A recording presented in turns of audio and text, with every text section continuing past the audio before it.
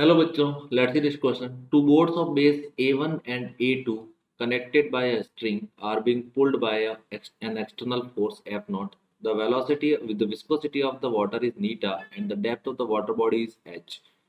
When the system attain a constant speed, the tension in the thread will be. देखो दो boards को एक string से connect किया हुआ है और उसको एफ नॉट फोर्स से खींचा जा रहा है और बोला कि सिस्टम जो कांस्टेंट वेलोसिटी अटेंड करेगा। कांस्टेंट वेलोसिटी अटेंड करने का मतलब है कि एफ नेट फोर्स मतलब बॉडी के सिस्टम के ऊपर एक्सटर्नल फोर्स कितना होना चाहिए, जीरो होना चाहिए।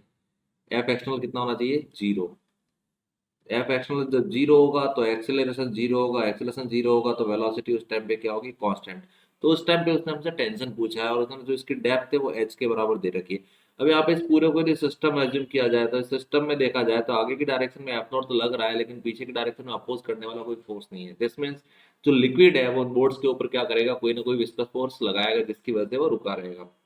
तो विस्कस फोर्स जो होता है एफ भी, इसको हम नीटा एरिया वेलोसिटी अपॉन एच से डिनोट करते हैं, डीवी अपॉन डी एस से डिनोट करते हैं, या वेलोसिटी है ग्रेडियंट बोलते हैं।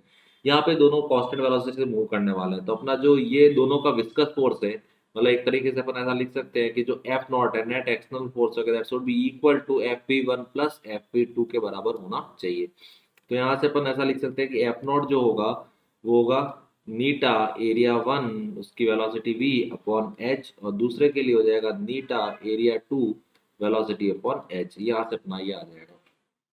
अब हमें टेंशन पूछा गया है तो जो सबसे लास्ट वाली बोट है उस पर देखेंगे तो उसमें पीछे की तरफ टेंशन टी लग रहा होगा, तो उसको बैलेंस कौन कर रहा होगा, eta area one V upon H, ये बैलेंसिंग होगी।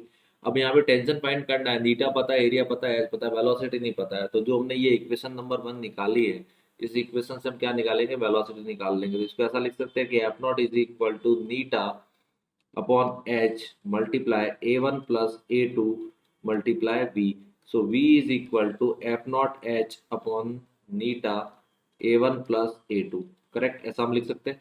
वेलोसिटी को अपन इस इक्वेशन में पुट कर देते हैं। So tension is equal to नीटा upon H multiply a1, v की जगह आ जाएगा f नॉट h अपॉन नीटा into a1 plus a2। Correct, h से h कैंसिल हो जाएगा, नीटा से नीटा कैंसिल हो जाएगा। So tension t in the string is equal to f naught multiply a1 upon a1 plus a2. This is our final answer. Now check the option. Option C is the correct answer. Best of luck.